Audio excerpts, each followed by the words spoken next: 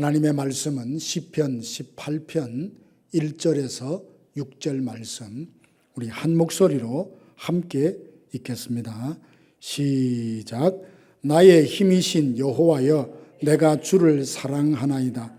여호와는 나의 반석이시요 나의 요새시요 나를 건지시는 이시요 나의 하나님이시요 내가 그 안에 피할 나의 바위시요 나의 방패시요 나의 구원의 뿌리시요 나의 산성이시로다. 내가 찬송받으실 여호와께 아뢰리니 내 원수들에게서 구원을 얻으리로다. 사망의 줄이 나를 얽고 불의의 창수가 나를 두렵게 하였으며 수월의 줄이 나를 두르고 사망의 올무가 내게 이르렀도다. 내가 환난 중에서 여호와께 아뢰며 나의 하나님께 부르짖었더니 그가 그의 성전에서 내 소리를 들으시며 그의 앞에서 나의 부르짖음이 그의 귀에 들렸도다. 아멘.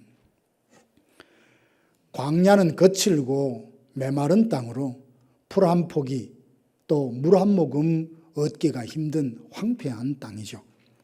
그런데 하나님께서 이스라엘 백성들을 애굽에서 이끌어내시더니 그 광야로 들이십니다. 자기 백성을 광야로 인도하신 것은 그들을 낮추시고 사람이 떡으로 사는 것이 아니고 하나님의 입에서 나오는 모든 말씀으로 사는 것을 알게 하기 위함이었습니다.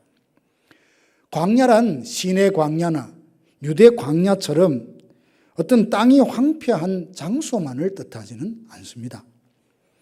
앞으로 가도 주님이 안 계시고 뒤로 가도 보이지 않고 왼쪽에서 일하시나 만날 수 없고 그가 오른쪽으로 돌이키시나 도무지 볼 수 없다라고 탄식했던 욥이 처한 상황처럼 아무도 도울 자 없는 깊은 어둠 속에 빠져 있거나 어디도 기댈 것이 없는 상황을 두고도 광야라 그렇게 말을 합니다.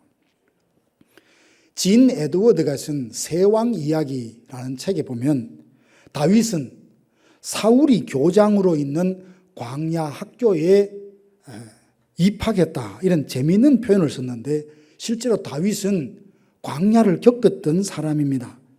오늘 시편 18편은 다윗이 광야의 시간을 겪은 후에 자기가 그곳에서 겪은 일을 회상하며 쓴 시입니다. 4절 5절에 보니까 죽음의 사슬에 휘감기고 죽음의 물살이 덮치고 수월의 줄이 동여 묶고 있고 죽음의 덫에 걸려 탄식한 정도라 기가 막힌 상황에 놓여 있음을 고백을 합니다. 다윗은 광야를 지나면서 놀라운 고백을 합니다. 나의 힘이신 여호와여, 내가 주님을 사랑합니다. 이 말씀은 찬양으로도 또 많은 분들이 암송하며 은혜 받는 구절이기도 합니다. 이 고백은 하나님께서 그 모든 원수들의 손해와 사울의 손에서 건져주신 날에 다윗이 하나님께 고백한 내용이다 라고 오늘 시편 18편의 제목에 그렇게 되어 있습니다. 다윗의 고백을 보면 광야의 삶도 축복이 될 수 있다는 것을 알게 합니다. 오늘은 다윗이 광야를 지나며 나의 힘이 되신 여호와여, 내가 주님을 사랑합니다. 이 고백에 담겨진 의미를 생각하며 혹 우리가 인생의 광야를 지날 때 하나님으로부터 힘을 얻어 광야의 삶을 축복으로 바꾸는 비결이 무엇인지 함께 생각해 보기 원합니다. 먼저 우리는 누구로부터 어떻게 인생의 광야를 넉넉히 이길 힘을 얻게 되는 걸까요? 무엇이 나의 힘이 된다 이런 표현은 특정한 것이나 사람을 통해서 자신에게 정신적으로, 육체적으로, 영적으로 힘을 주었다든지 어려운 상황을 능히 이겨낼 만한 에너지를 받았다라고 할 때 쓰는 표현 아닙니까? 공경에 빠졌을 때 힘이 될 수 있는 것이 무엇이냐 사람들에게 물어보면 대개 이렇게 대답을 합니다. 가족과 친구 또 주변에 있는 사람들의 따뜻한 보살핌이나 관심이 내게 큰 힘이 되었다 이렇게 말을 해요. 또 어떤 경우는 문제를 해결할 만한 자원이나 조언, 정보를 주어서 내가 힘이 되었다. 이런 분도 있고요. 어떤 경우에는 자신의 역량을 믿고 극복할 수 있다라고 하는 긍정적인 생각, 희망을 가진 것이 힘이 되었다. 이런 분들이 있습니다. 누군가 우리에게 당신이 광야와 같은 그 상황을 견뎌낼 수 있는 힘이 무엇이냐라고 묻는다면 우리는 뭐라고 대답해야 될까요? 다윗처럼 하나님이 나의 힘이 되셨다. 이 고백을 할 수 있게 되기를 원합니다. 다윗은 나의 힘이 되신 여호와여 내가 주를 사랑합니다. 이 고백을 오늘 시편 18편뿐만 아니라 다른 시편에도 많이 기록되어 있는데 한 가지 예만 더 든다면 시편 28편 7절에 보니까 여호와는 나의 힘과 나의 방패시니 내 마음이 그를 의지하여 도움을 얻었도다. 그러므로 내 마음이 크게 기뻐하며 내 노래로 그를 찬송하리라. 다윗뿐만 아니라 이사야 선지자도 하나님은 나의 힘이라고 찬송을 합니다. 이사야 12장 2절 보면 구원받은 백성들이 감사하면서 하나님은 나의 구원이시라. 내가 신뢰하고 두려움이 없으리니 주 여호와는 나의 힘이시며 나의 노래며 나의 구원이라. 우리가 잘 아는 대로 하박국 선지자도 같은 고백을 했습니다. 자신의 상황은 무화과가 포도나무가 열매가 없고 과실이 충실하지 않지만 외양간에 소가 없고 또 들에는 채소가 없지만 그런 상황 가운데도 이렇게 찬양합니다. 나는 여호와로 말미암아 즐거워하며 나의 구원의 하나님으로 말미암아 기뻐하리로다. 왜냐? 주 여호와는 나의 힘이시기 때문이다. 우리가 광야를 지날 때 무엇이 우리를 그 상황을 견뎌낼 수 있는 힘이 되게 합니까? 사람입니까? 정보입니까? 물질입니까? 이 모든 것도 사실은 하나님이 주신 것이니 우리로 하여금 어려운 상황을 능히 이겨내게 하는 것은 하나님이신 줄로 믿습니다. 혹 인생에 광야를 지날 때가 있다면 나로 하여금 광야를 능히 견딜 수 있게 하는 것은 하나님이 주시는 힘이다. 하나님이 나의 힘이 되셔서 능히 이길 수 있었다고 간증하고 고백할 수 있는 우리 모두가 되기를 바랍니다. 하나님이 광야를 이겨낼 힘을 주신다라고 할 때 어떻게 그 힘을 내가 받아 누릴 수 있느냐 하는 거죠. 이것은 우리가 뭘 해야만이 된다라고 하는 인간의 어떤 자격과 조건을 말하는 것이 아니라 하나님 이미 다 준비해 놓으신 것을 내가 어떻게 누릴 수 있느냐라는 것과 같습니다. 먼저는 다윗의 경우를 보면 하나님과 친밀한 관계 안에서 살아갈 때 하나님은 나의 힘이 되십니다. 2절 보세요. 여호와는 나의 반석이시요 나의 요새시요 나를 건지시는 이시요 나의 하나님이시요 내가 그 안에 피할 나의 바위시요 나의 방패시요 나의 구원의 뿌리시요 나의 산성이시로다. 이 고백을 보면 다윗이 얼마나 하나님과 친밀한 관계 안에서 살았는지를 알 수 있어요. 뭘 통해서 알 수 있습니까? 하나님을 소개할 때 8가지 언유를 사용하는데 한결같이 소유격인 나의라는 이 전미사를 사용하고 있어요. 하나님은 반석이시다. 하나님은 요새시다. 하나님은 방패시다. 이렇게 말하지 않아요.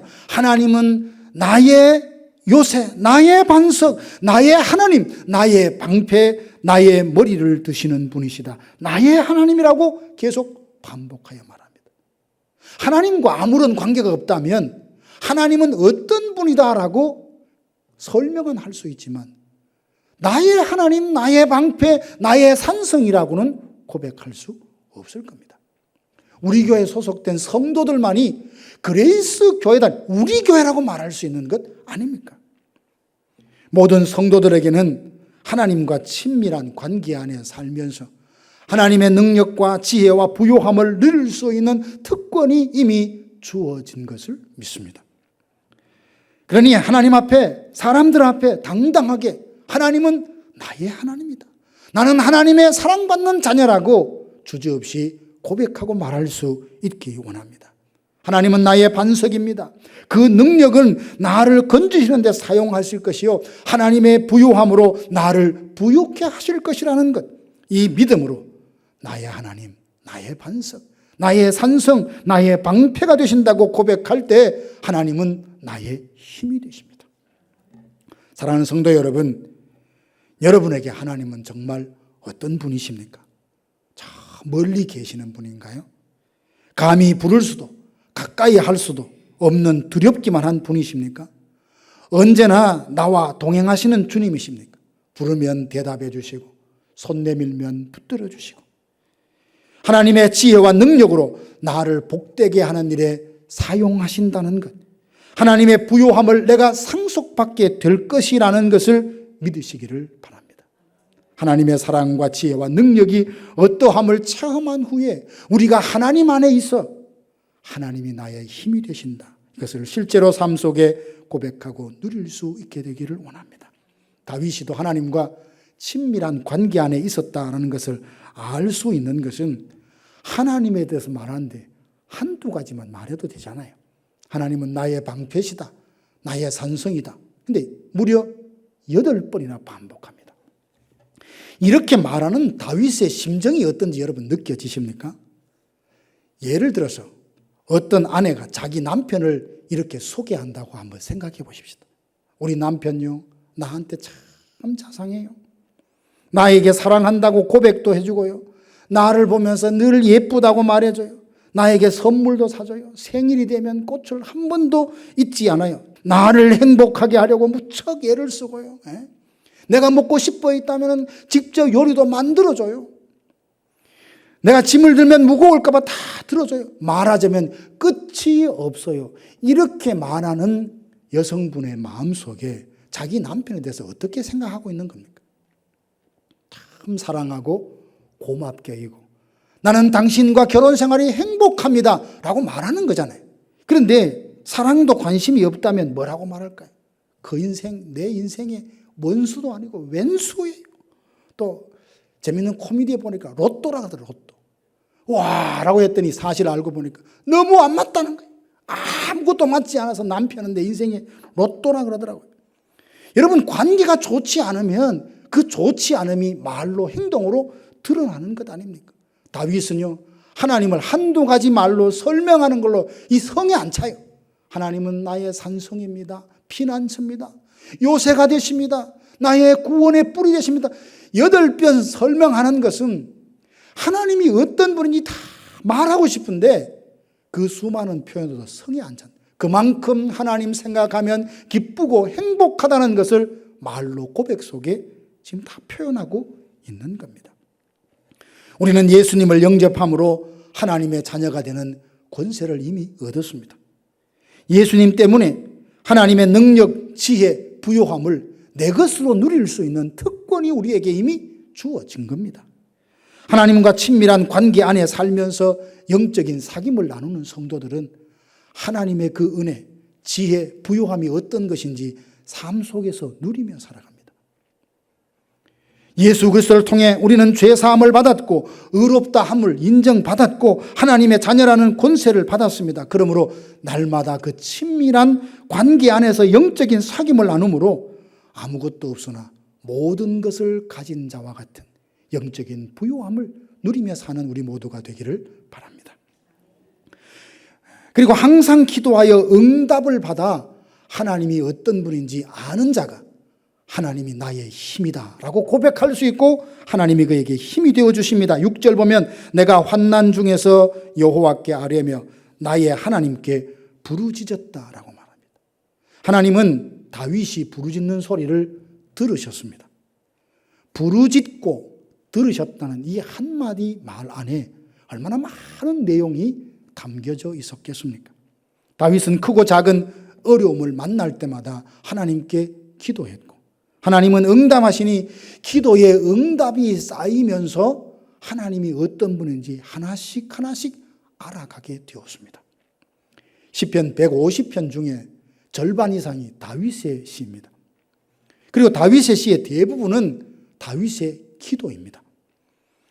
그 내용을 좀 일부분 보면 천만인이 나를 둘러 진치고 있어도 나는 조금도 두려워하지 않습니다. 기도의 응답을 통해 곡식과 새 포도주를 얻을 때보다 더 기쁩니다 라고 고백을 하잖아요. 병이 들어 수척하고 뼈가 떨리는 고통을 겪을 때 날마다 눈물로 침상을 띄우며 기도했더니 하나님이 그 병을 고쳐주셨습니다.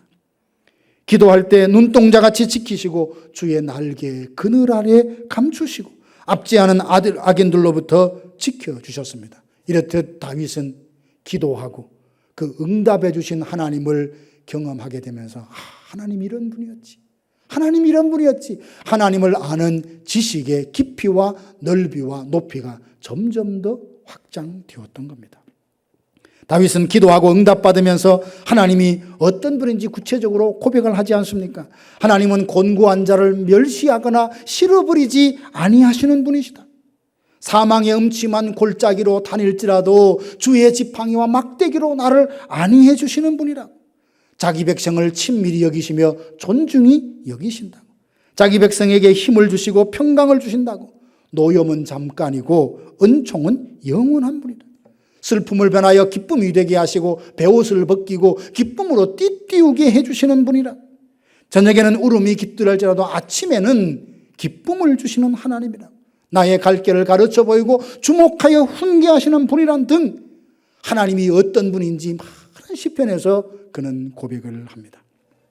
다윗이 이런 은혜로운 고백을 할 수 있었던 것은 탁월한 문장력이 있어서가 아니라 그가 기도하며 응답하셨던 하나님을 체험적으로 알게 되면서 하나님을 잘 알게 되었다는 겁니다. 어떤 일이 해결되거나 갖고 싶은 것을 갖게 되었고 오르고 싶은 지위에 올랐는데 기도하는 사람과 기도하지 않는 사람은 똑같은 상황에서 전혀 다르게 반응을 합니다. 기도하는 사람은 자기에게 뭔가 주어지면 하나님께서 이 기도에 응답해 주셨다는 걸 알고 감사하며 영광을 하나님께 돌립니다. 그러나 기도하지 않는 사람은 뭔가 주어졌는데 이게 어떻게 해서 내 손에 들려져 있는지 모릅니다. 내 능력 때문인가? 우연인가? 재수가 좋아서인가? 그러면서 다 자기의 영광과 자기의 공으로 돌리게 된다는 말이죠. 우리가 항상 기도하며 응답을 받으면 하나님이 나를 위해서 어떻게 일하시는지 알게 되고 하나님이 나의 힘이 되신다는 것이 남의 이야기가 아니라 나도 그렇습니다 라고 공감할 수 있게 됩니다. 그리고 범사의 하나님을 신뢰하며 더욱더 의지하면서 살아가게 되죠. 항상 기도하여 하나님을 아는 자는 광야를 지날 때도 하나님이 누구신지 알기에 낙심하거나 두려워하거나 의심하지 않습니다. 하나님이 어떤 분인지 체험적으로 알고자 한다면 말씀을 붙들고 기도해서 응답받는 것보다 더 실제적인 방법이 있을까요? 나의 기도에 어떻게 응답하시는지 그 체험을 통해서 하나님이 어떤 분인지 더 구체적으로 풍성히 알아가는 우리 모두가 되기를 바랍니다. 그리고 죄악으로부터 자신을 지키려고 힘쓸 때 하나님이 힘이 되십니다. 21절 23절 보면 내가 여호와의 도를 지키고 악하게 내 하나님을 떠나지 아니하였으며 그의 모든 규례가 내 앞에 있고 내게서 그의 율례를 버리지 아니하였음이로다. 또한 나는 그의 앞에 완전하여 나의 죄악에서 스스로 자신을 지켰다. 이렇게 고백을 해요. 하나님은 다윗의 중심을 보시고 그를 기뻐하셨습니다. 저는 우리 모두가 죄악에서 자신을 지켜서 온전한 데 이르기를 힘쓰는 성도들이 되어서 하나님의 기쁨이 되기를 원합니다. 물론 죄악에서 자기를 지키는데 온전한 데 이른다는 말은 더 이상 죄를 짓지 않는 완벽한 사람이 된다는 뜻이 아닙니다. 우리는 그럴 수 없어요. 이미 예수님을 믿어 구원을 받았고 이제까지 지은 죄를 사함받았다 할지라도 여전히 죄를 지을 수밖에 없는 약함이 우리에게 있단 말이죠. 그래서 70번씩 7번이라도 용서해 주어야 됩니까? 라고 묻는 것이 아니라 우리는 영원토록 하늘나라 갈 그때까지 주님으로부터 용서를 구해야 하는 죄인들인 겁니다. 그래서 우리가 은혜 없이는 단 한순간도 살 수 없던 이유가 바로 여기에 있습니다. 알다시피 다윗도 범죄했잖아요. 하나님은 다윗이 완벽한 사람이어서 기뻐하신 것이 아닙니다. 죄로부터 어떻게 하든지 자신을 지키려고 끊임없이 노력하는 그의 모습을 보고 다윗을 기뻐하신 거예요. 하나님이 원하시는 것은 금과 은으로 좋은 재질로 만들어진 피까번쩍한 그런 인생이라서 기뻐하신 것이 아니고 깨끗한 그릇을 원하세요. 주인이 원하는 것은 내 금그릇이네, 내 은그릇이네, 자기 스스로를 자랑하며 그렇게 살아가는 사람이 아니라 나는 보배 대신 예수님을 담고 있기에 존귀하다며 그래서 나는 질그릇이다 라는 걸 알고 하나님 앞에 겸손히 낮아지고 언제가 예수 그리스도의 보혈로 자신을 깨끗이 영혼을 닦는 깨끗한 그릇과 같은 성도가 하나님이 기뻐하시고 하나님께 쓰임받기에 합당한 자란 말이죠. 하나님은 거룩한 분이시라 거룩한 백성, 죄로부터 자신을 깨끗하게 지키려는 자에게 하나님의 뜻을 보이시고 도우시고 힘이 되어 주십니다. 이 시대가 이렇게 타락한 이유가 무엇인 것 같아요? 죄를 가벼이 여기는 것이 그 원인이라고 생각합니다. 세상은 얼마나 교만한지 하나님이 죄라고 하는 것을 아주 그냥 주저함 없이 죄가 아니라고 부정해버립니다. 성경에서 정죄하는 것을 인정하지 않아요. 성경에서 선이라고 하는 것을 악이라고 말하고요. 성경에서 악이라고 말하는 것을 선이라고 말합니다. 모든 원칙과 기준이 말씀이 되어야 하지만 개인의 판단에 다 맡깁니다. 내가 옳다고 생각하면 옳은 거예요. 내가 진리라고 생각하면 진리라고 여기고 살아갑니다. 세상에 이런 교만이 어디 있습니까? 거기에다 하나님을 두려워하는 마음조차 없으니 시대가 각기 자기 소견에 좋은 대로 살아가는 사사시대를 빼닮았고 노아 시대와 소돔과 고모라 시대를 방불케 합니다. 하나님은 친히 지으신 이 세상을 발짱 끼고 그래 되는 대로 한번 보자라고 지켜만 보시는 분이 결코 아닙니다. 소돔과 고모라를 유황불로 심판하셨듯 친히 선택하신 자기 백성이 우상을 섬기고 하나님께 대적할 때 이방인을 들어서 그들을 징계하신 하나님이십니다. 주를 대적하는 자에게 우박과 숯불을 내리시 흩어지고 부서뜨리신다고 했습니다. 하나님이 사랑하는 자를 치는 자들을 하나님의 원수로 여기시고 친히 갚으신다고 오늘 시편 18편에서 고백합니다.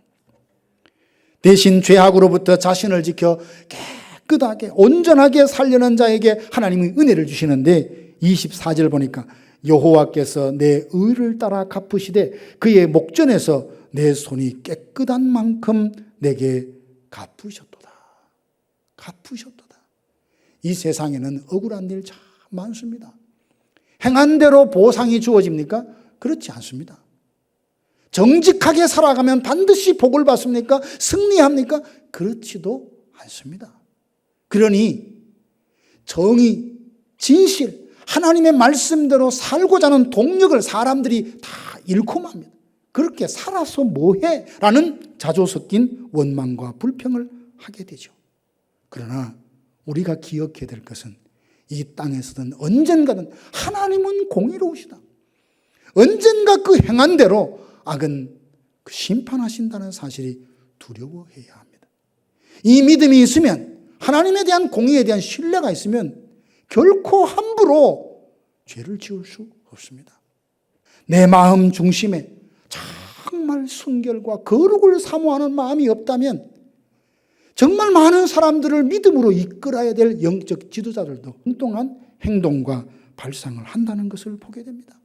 내가 마치 포도원에 오후 5시에 들어온 농부처럼 나는 주인을 위해서 한 게 아무것도 없어요. 하지만 하나님은 그 주인은 나를 긍휼히 여기셔서 하루 종일 일했던 품꾼의 그 삭을 내게 은혜로 주셨다. 이 마음이 있어야 감사가 있고 이 마음이 있어야 순전한 마음으로 섬김이 가능하지 않겠습니까? 그리고 28절 보면 죄악으로부터 자신을 지켜 깨끗하게 온전하게 살려는 자들에게 하나님이 등불을 켜서 모든 흑암을 밝혀주신다 했습니다. 인생에 원치 않는 어둠이 올 때가 있습니다. 쌓았던 모든 것, 모은 재산이 사라지고 건강을 잃거나 가까운 사람들이 오해하고 비난을 받게 되면 이제까지 내가 살았던 모든 삶이 다 부정당하는 것 같아서 정말 견디기 힘들죠. 그때 아무리 발버둥 쳐도 영혼의 어둠이 가시지 않습니다. 어두움은 소리친다고 사라지는 것이 아니라 빛이 임해야 사라집니다. 하나님께서 정말 죄를 멀리하고 순결하게 살려는 사람에게 어떻게 해주신다고? 등불을 켜주신대요. 하나님이 등불 한번 켜주시면 내 인생을 짓누르고 있고 드리워지는 어둠이 순식간에 사라질 줄로 믿습니다. 하나님은 거룩하게 살려는 자, 자기를 깨끗한 그릇으로 준비해서 하나님께 쓰임받고자 하는 자에게 승리와 치유, 회복 그 이상의 복을 약속해 주셨습니다. 43절 보니까 주께서 나를 백성의 다툼에서 건지시고 여러 민족의 으뜸으로 삼으셨으니 내가 알지 못하는 백성이 나를 섬기리이다. 하나님께서 거룩하게 살려는 자에게 구하는 것에 넘치도록 응답해 주시고 민족의 으뜸으로 삼으신다는 겁니다. 겨우 생명만 부지하도록 목숨만 붙여놓는 정도가 아니라 많은 사람들에게 존귀함과 영광을 얻고 그것을 하나님의 영광이 되도록 그렇게 삼아 주시겠다는 말입니다. 사랑하는 성도 여러분, 오늘은 다윗이 광야를 지나면서 하나님께 받은 은혜를 되새기며 그가 했던 고백의 의미를 함께 생각해 보았습니다. 여호와는 나의 힘이시다.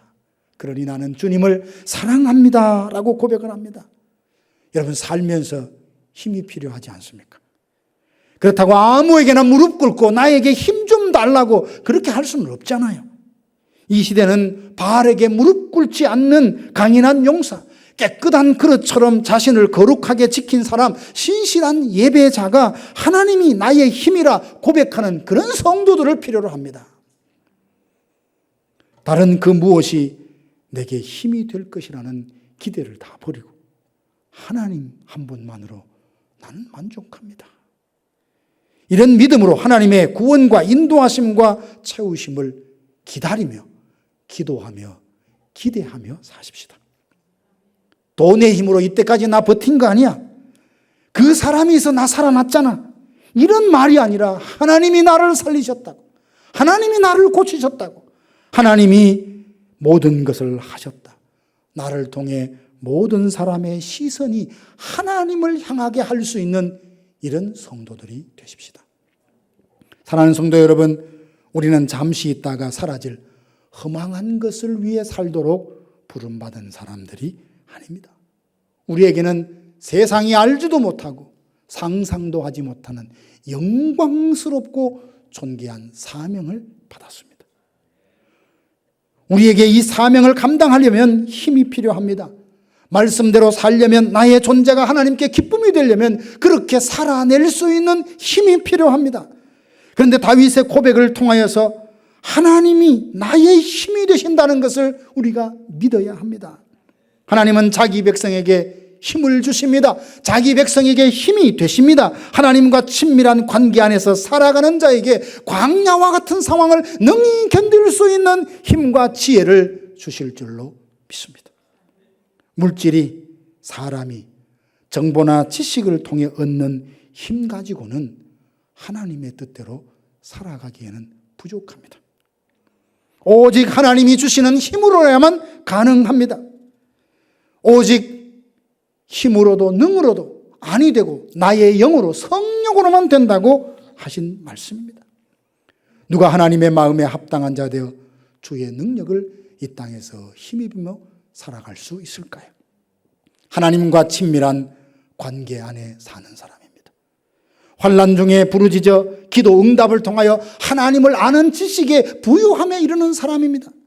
자신을 거룩하게 깨끗한 그릇으로 유지하여 하나님께 쓰임받는 것을 최고의 영광으로 여기고 살아가는 사람입니다.